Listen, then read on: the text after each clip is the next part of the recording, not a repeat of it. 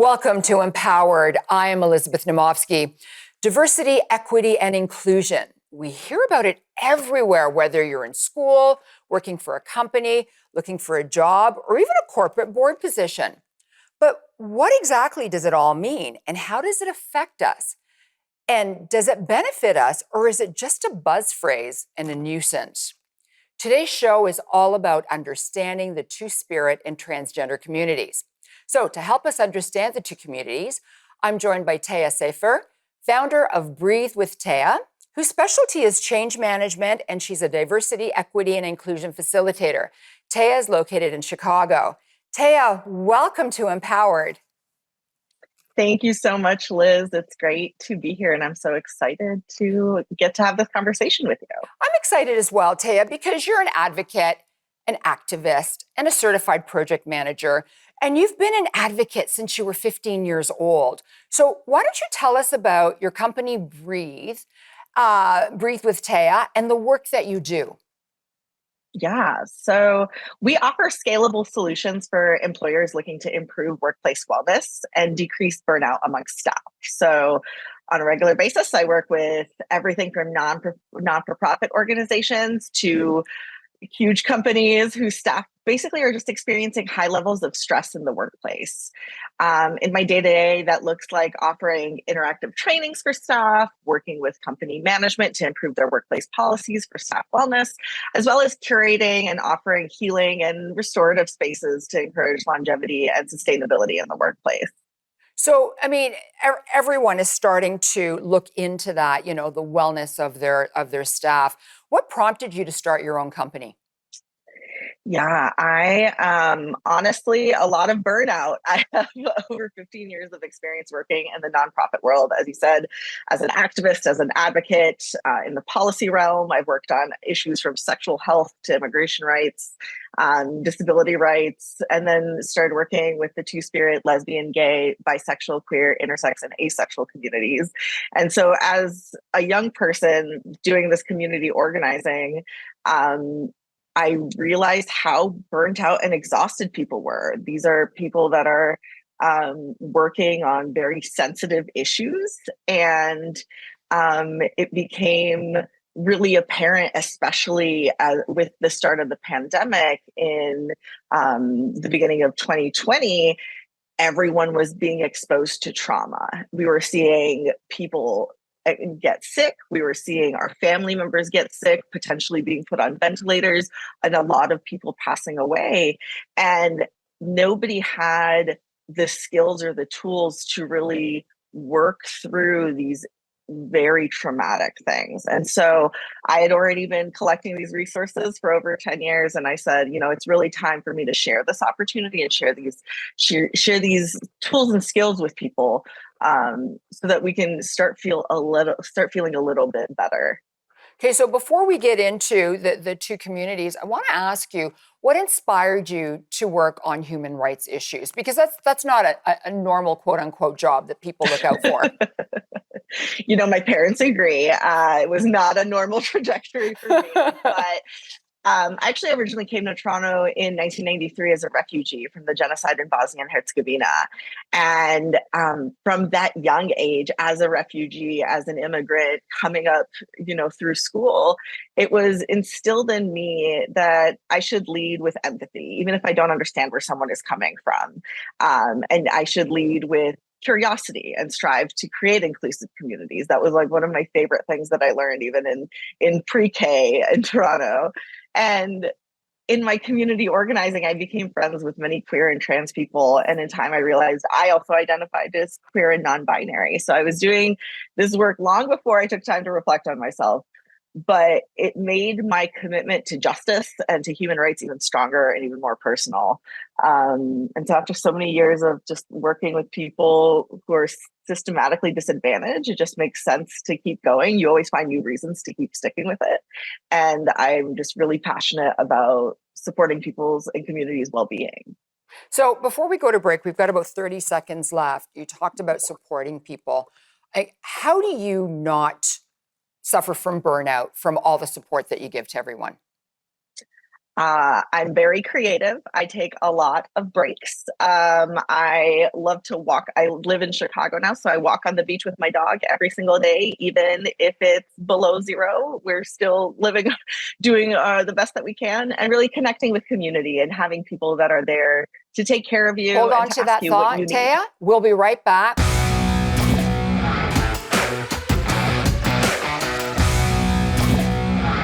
Welcome back to Empowered. I am Elizabeth Naumovski. Today's show is all about understanding the two-spirit and transgender communities.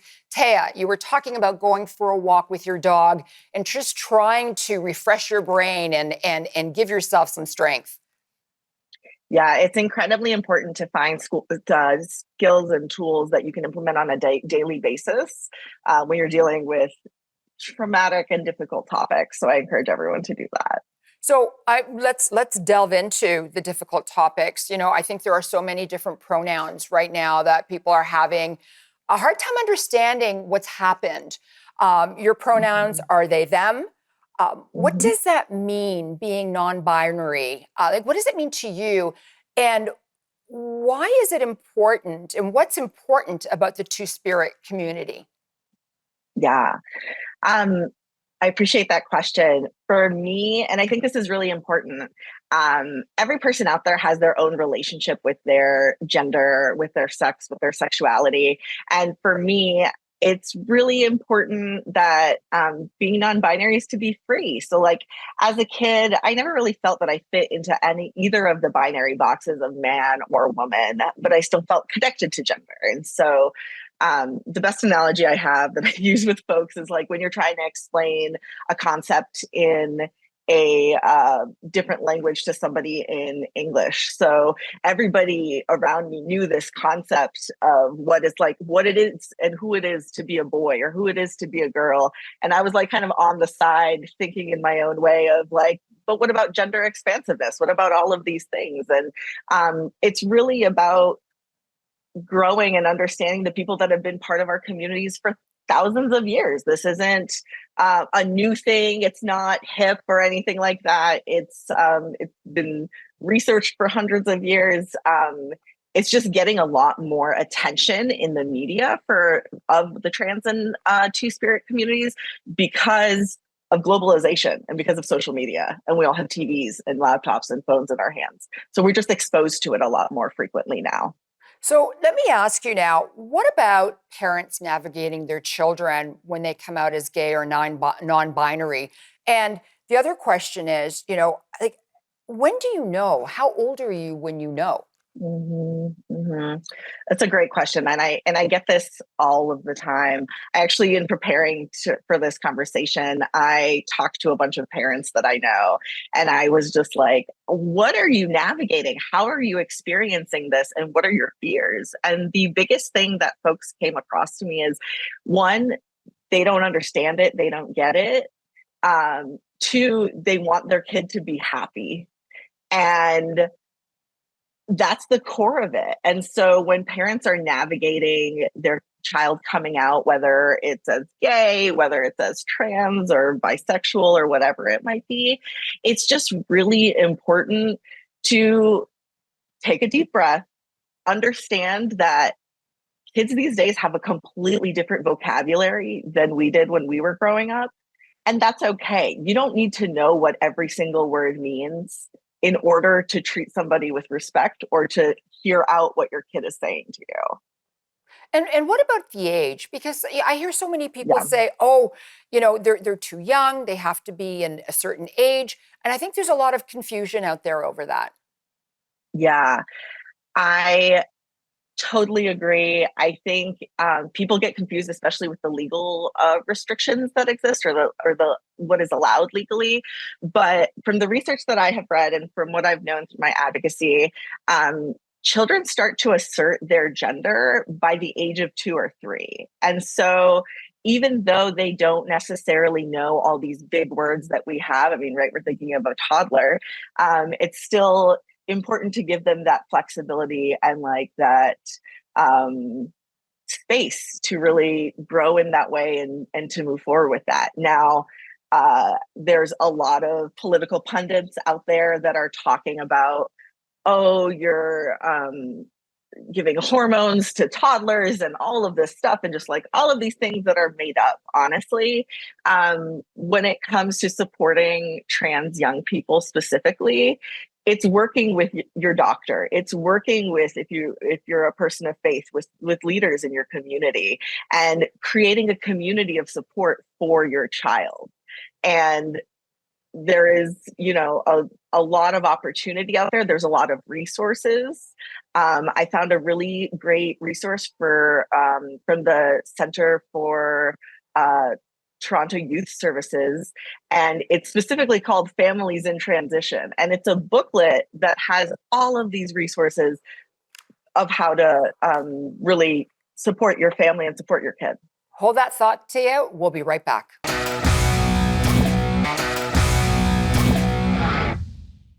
Welcome back to Empowered. I am Elizabeth Naumovski. Today's show is all about understanding the two-spirit in transgender communities. Now, Tia, before we went to break, you've mentioned transgender a few times in the show. And for our viewers, what is important to know about the transgender community? It's a great question. I would say first we need to zoom out. So trans or transgender can be a singular identity, or it's also an umbrella term that a lot of other identities fall underneath. So when I say trans or transgender, I'm referring to a generalization. At its core, it means your identification of your gender does not fit in the rigid gender binary of man versus woman that we are expected to fulfill as correlated by our sex assigned at birth. So I think it's really, there's a lot of creativity that people have. There's a lot of expressions that they have. But I think what's important to know is trans people are everywhere and have been everywhere. And they're a regular part of your community, whether you know someone's trans or not. They are, we're everywhere, right? And it's actually, I think the statistic I looked up is between 1% to 8% of the population is actually trans. And that is a higher percentage than natural born redheads. Interesting. So like, thinking of it in that kind of way of like, how many redheads have you known in your life?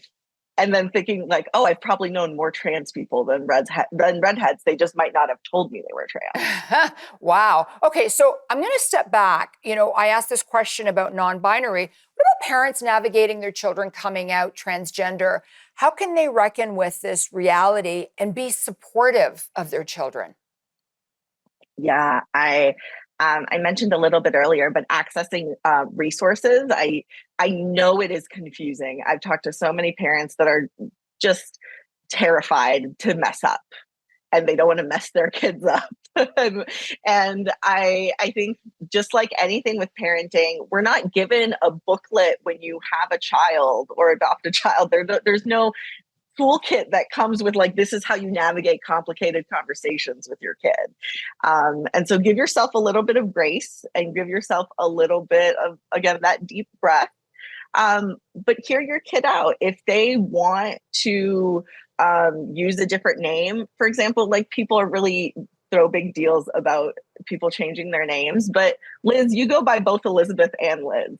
True. If I made a big deal of you using Liz as a nickname, especially if we're talking about kids that are trying to figure out exactly where they land, because they might, at a certain age think that they are a boy, and then they try that out for a while and they're like, no, that doesn't fit. I'm just, I am a girl, never mind. And so just keeping that flexibility.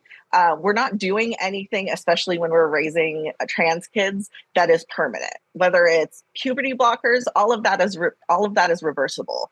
There is nothing permanent that is happening. It's letting your kid be creative and really try out how they want to enter this world and be and who they want to be. It's like, yeah. So you're based in Chicago in the United States. I want to know, how is the landscape for human rights issues for transgender and non-binary people like yourself? I mean, I know it's a huge difference between Canada and the United States currently, but what exactly is the difference? Yeah, so Canada is great because in 2017, the parliament passed an update to the Canada human rights law that protects transgender people and two-spirit people. And that's fantastic. In the United States, we have more of a patchwork of protection. So it varies from state to state. There's no federally explicit law that protects trans people or non-binary folks, whether it comes to employment discrimination, accessing other resources, changing your gender marker or your gender identity on your government documents. And what we've seen in the past 5 years, especially, is a huge uptick in anti-trans legislation. And so just in the past 4 months, we have had over 500 bills introduced on the state level that are meant to limit the rights of trans people and how they live their lives. And of those 500, 66 have passed. And just to mention one egregious one I heard of recently, in some states, it is required that Child Protective Services removes a child from a home if that child is receiving life-affirming, trans-affirming medical care. Okay, that's wild. We are going to come back and talk about this even more so don't go away.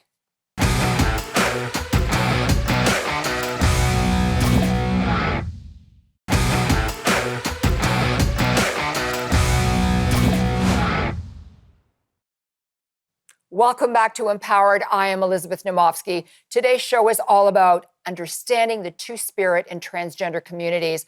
I'm joined by Tea Sefer, founder of Breathe with Tea, whose specialty is change management, and she's a diversity, equity, and inclusion facilitator. Tea is located in Chicago. Tea, before we went to break, you were talking about so many things that were happening in the United States. A highly contentious issue in U.S. politics and media is the exposure of sex and gender identity issues of young people.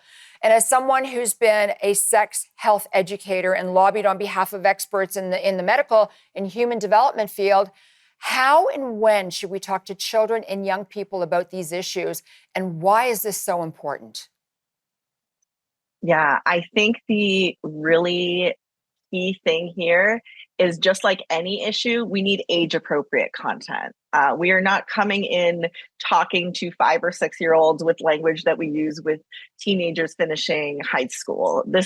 We need to really approach it in that way. And I think it's as simple as starting with teaching your toddler or your child or your niece or nephew or whoever the correct words for body parts. Simple as that. Or exposing them to the concept that someone might have 2 moms, or one of their classmates might use they, them pronouns. Because the ultimate goal here is not, to fearmonger. It is not to convert anybody. Like, there's these wild talking points out there. It's really to create happy, literate, and empathetic children that are better members of society. And the stats show this. There was a study done for the National School Climate Survey in Canada that compared 2008 to 2020, and bullying has gone down on the basis of gender identity. That's amazing. No, very few other places, especially not the United States, have not seen an improvement in that way. Right. And this is because of these efforts to educate people. And starting young is great, again, with age-appropriate content, and there's resources out there for that.